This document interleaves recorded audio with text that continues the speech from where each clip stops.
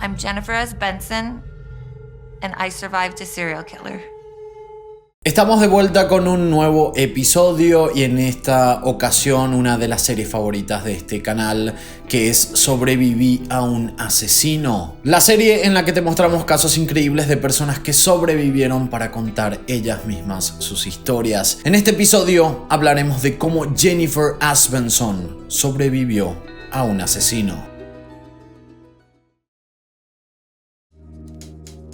Para contar esta historia tenemos que irnos hasta septiembre del año 1992. Jennifer Asbenson tenía 19 años y trabajaba en un centro para niñas y adolescentes con discapacidades. Ella tenía unos cuantos problemas con llegar a tiempo a lugares, entonces no era sorprendente que esa noche se retrasara más de lo debido. Justamente en esa noche su bus que la llevaba a su trabajo no aparecía y esto la puso nerviosa porque tenía miedo que le llamaran la atención de tantas veces que llegaba tarde y hasta pudiera comprometer su trabajo. Durante este tiempo a Jennifer se la notaba muy nerviosa, como dijimos, entonces un hombre que estaba en un automóvil sedán de color claro se le acercó y preguntó qué le pasaba. Ella le dijo que estaba llegando tarde a su trabajo porque el bus no aparecía y él se presentó como Andrew y le ofreció ayuda para acercarla a donde ella quisiera. Tuvo un instante de duda, pero al mismo tiempo esto le iba a ayudar a llegar a su trabajo a tiempo. Inclusive en una entrevista posterior a todo este caso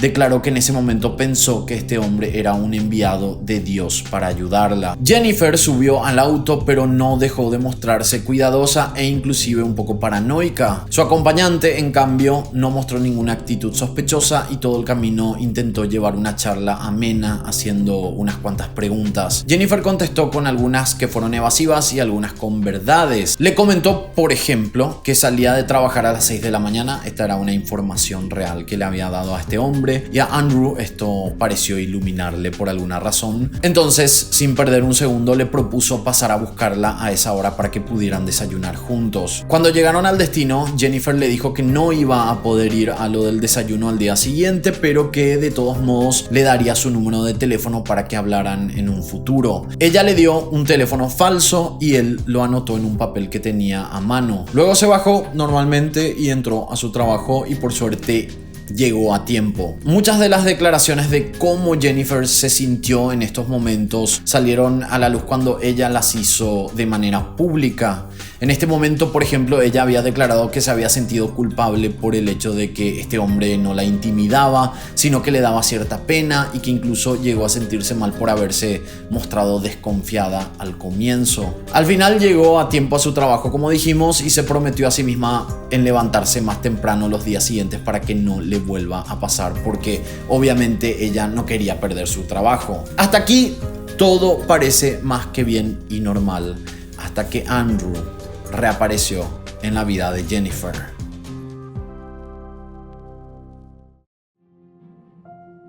I felt a little weird at first, so I called a friend and asked if they could pick me up in the morning, and they couldn't because their car was broken down.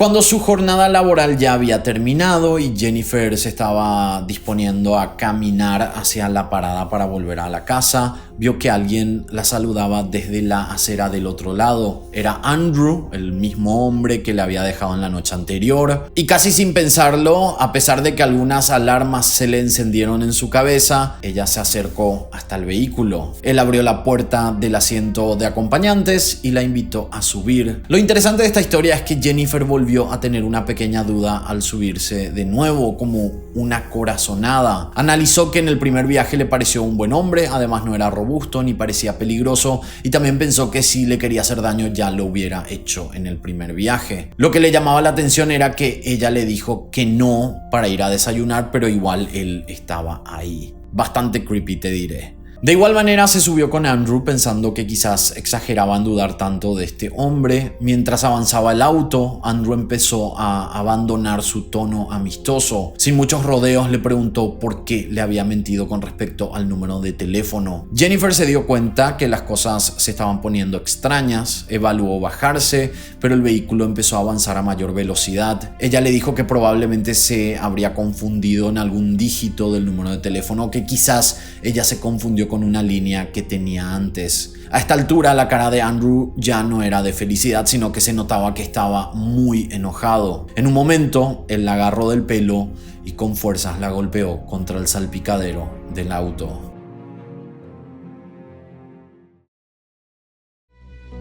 Ella estaba aterrorizada cuando levantó la vista, vio que Andrew sacaba un arma, intentó gritar pero recibió más golpes y amenazas. Andrew detuvo el auto, le ató las manos a la espalda y le puso ropas encima para taparla y que no vea nada. Jennifer luego testificaría que para ese momento sintió un terror horrible, también que empezó a sentir que el vehículo avanzaba a una mayor velocidad, lo que le hizo analizar que la estaba llevando bastante lejos porque ya habían pasado varios minutos. The only thing that I could think of the whole time was, I am in hell. I was 19, and I was just exposed to hell. Luego comenzó a suplicarle a su secuestrador usando un tono un poco más conciliador. Le dijo que haría lo que él quisiese, le dijo que podían ir a robar un banco juntos si quería, pero que por favor no la lastimara. Pero Andrew le empezó a gritar, le dijo que se callara, a lo que ella obedeció. Cuando habían pasado unos minutos, Jennifer pudo mover la cabeza y dejar un hueco para poder observar a dónde la llevaba, a lo que divisó a través de la ventana lo que parecía ser un desierto. He punched me and he started cutting my shorts and he couldn't get them off, so he just ripped them off. En determinado momento el automóvil se detuvo y por unos minutos, con el motor apagado, todo fue silencio. El silencio no duraría mucho porque luego él la tomó de los pelos y la bajó. Comenzó a romperle la ropa mientras la golpeaba con fuerza. Así como mencionamos en otros episodios de Sobrevivía un asesino, en el caso de Jennifer se empezó a fijar en las facciones de su agresor. Ella sabía que si salía de esto con vida necesitaría identificarlo con la policía. Ella luego declararía que lo que más le llamó la atención fueron sus ojos, que eran muy negros y, según sus propias palabras, muy vacíos. Aquí pasó algo bastante particular. El hombre intentó abusarla, pero no pudo porque su miembro no funcionaba. Esto le puso más nervioso, lo que hizo que esté en un estado mucho más violento que el de antes. Luego comenzó a asfixiarla con la ropa interior de ella hasta que quedó inconsciente. La subió de nuevo al auto, metiéndola en la valijera, y arrancó. En medio del camino, Jennifer despertó y fue ahí cuando decidió empujar con todas sus fuerzas, abriendo así la tapa del baúl, y consiguió saltar con el auto en movimiento. I started ripping and tearing that trunk apart because I knew when that trunk opened that I was gonna be dead. Se levantó como pudo y empezó a llamar la atención de otros vehículos que estaban pasando, pero hay que tomar en cuenta que ella estaba con las ropas sucias, llenas de sangre, lo que hizo que nadie quisiera parar. Ella luego testificaría que en un momento giró la cabeza para ver si el hombre se había ido, pero mencionó que lo vio acercándose con un machete, lo que hizo que siga corriendo para tratar de salvarse. Pocos minutos después, una camioneta militar cruzó la zona y divisó lo que estaba pasando. Andrew en ese momento se subió rápidamente a su auto y se alejó, mientras que los militares auxiliaron a Jennifer y la llevaron a una estación de servicio cercana, donde llamaron a una ambulancia y a la policía. Jennifer Asbenson hizo la denuncia policial, pero no se inició una investigación muy exhaustiva, que a pesar de los cortes, golpes y toda la sangre, la policía no tomó en serio su declaración. Su familia también dudaba de la historia, lo cual es bastante increíble, porque estamos hablando de que esta pobre mujer estaba llena de golpes y casi desnuda, y cómo puede ser que no hayan creído todo lo que ella estaba denunciando, ni siquiera su familia. I said that I went in the mental hospitals because I felt safe there, and that is true. I felt safe there because I knew he couldn't get in there. Luego de varias sesiones psiquiátricas y muchos medicamentos, casi la convencieron, y esto también ella declaró, de que el ataque no había ocurrido, pero 5 años después volvió a ver a Andrew, pero esta vez en la televisión. Andrew Urdiales había sido detenido en un control de tránsito y habían descubierto que no tenía licencia. En el auto incautado habían hallado un arma. Entonces la historia de este asesino serial salió a la luz. Un hombre que fue militar, nacido en Illinois en 1964, con una infancia problemática en la que mataba animales por diversión.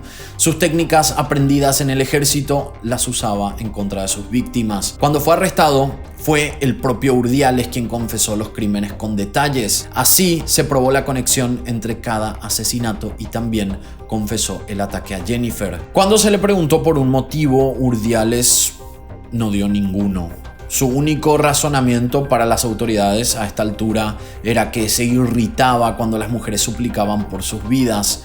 Y Jennifer tuvo que escuchar esto durante el juicio. Urdiales tuvo 3 juicios en total. Los 2 primeros fueron en Illinois, donde finalmente fue condenado por matar a 3 mujeres. Tras varias demoras, Urdiales fue declarado culpable de otros asesinatos y fue condenado a muerte en ese estado. Sin embargo, al año siguiente, el gobernador del estado hizo que todas las condenas a muerte fueran conmutadas por cadenas perpetuas. Debido a esa conmutación, los fiscales decidieron juzgar a Urdiales por un asesinato en otro estado y el juez en ese juicio volvió a condenarlo a muerte en mayo de 2004. Pero en el 2011 la pena de muerte volvía a abolirse en este estado. La segunda conmutación llevó a los fiscales de California a buscar la extradición de Urdiales al condado de Orange para que pudiera ser juzgado por 5 asesinatos más.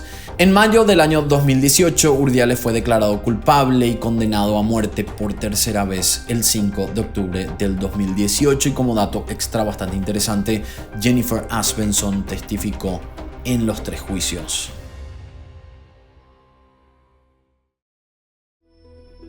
El 2 de noviembre del año 2018, a la noche, Urdiales fue encontrado muerto en su celda de la prisión en San Quentin. Se cree que se trató de un suicidio y el exmarín contaba con 54 años de edad en ese momento. Urdiales tuvo en su haber un total de 8 víctimas y antes de su muerte llegó a declarar que Jennifer fue la única que sobrevivió a sus ataques. Cuando se supo la noticia de la muerte de Urdiales, Jennifer Asbenson expresó en las redes sociales lo siguiente: esto trae un sentimiento absoluto de determinación, es el final definitivo para él. En otra publicación escribió lo siguiente: estoy experimentando una extraña sensación de paz, pero a la vez tristeza. Una tristeza por todas las vidas que se perdieron y las familias que fueron destruidas.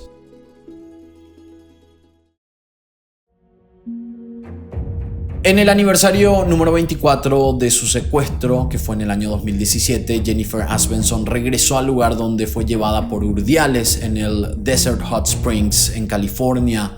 Una vez allí se grabó a sí misma hablando a la cámara y relatando lo que vivió. Jennifer Asbenson también escribió The Girl in the Treehouse, un libro de memorias en el que relata su caso y su camino hacia la curación. Jennifer fue diagnosticada con trastorno bipolar, depresión y ansiedad. Pasa su tiempo tratando de ayudar a personas que sufrieron o sufren lo mismo que ella. Asbenson dio a luz a su hija 4 años después de su secuestro. Según ella, fue la pequeña la que le ayudó a seguir adelante y a recuperarse de lo sucedido. En una entrevista dijo lo siguiente: no quería que mi hija deseara tener una madre diferente, así que me convertí en una persona diferente. Hasta aquí el video bastante cortito de la historia de Jennifer Asbenson, pero muy interesante. Un episodio más de esta serie que tenemos acá en el canal que se llama Sobreviví a un asesino. De esta manera, nosotros nos encontraremos en la próxima historia. Quiero agradecer a todos los miembros de historiascriminales.com que gracias a sus pagos mensuales podemos seguir produciendo contenido. Los miembros pueden ver los videos antes y sin comerciales. También a Eli Estigarribia en producción general y a Zubia Asad en edición.